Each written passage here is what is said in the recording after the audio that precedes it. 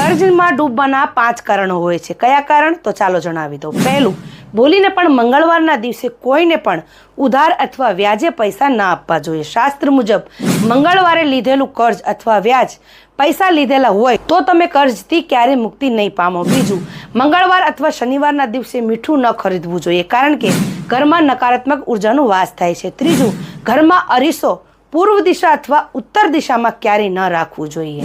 આવું કરવાથી તમારા ઘરમાં વાસ્તુ દોષ લાગે છે. ચોથું, ઘરની બહાર અથવા દરવાજા પાસે ક્યારેય જૂતા ચપ્પલ ના રાખવા જોઈએ અથવા કોઈ પણ કચરો ના રાખવો જોઈએ, કારણ કે મુખ્ય દ્વારમાં લક્ષ્મી માનું આગમન થતું હોય છે. એટલા માટે સદૈવ મેન દરવાજાને સ્વચ્છ રાખવું જોઈએ.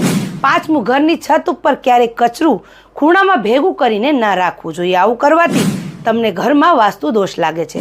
તો આ 5 કારણ ખાસ કરીને ધ્યાન રાખવું જોઈએ અને આ 5 ભૂલ ક્યારે જીવનમાં ન કરવું જોઈએ. તો આ વિડીયોને વધુમાં વધુ શેર જરૂરથી કરી દેજો અને અંતમાં જય માતાજી લખવાનું ભૂલતા નહીં.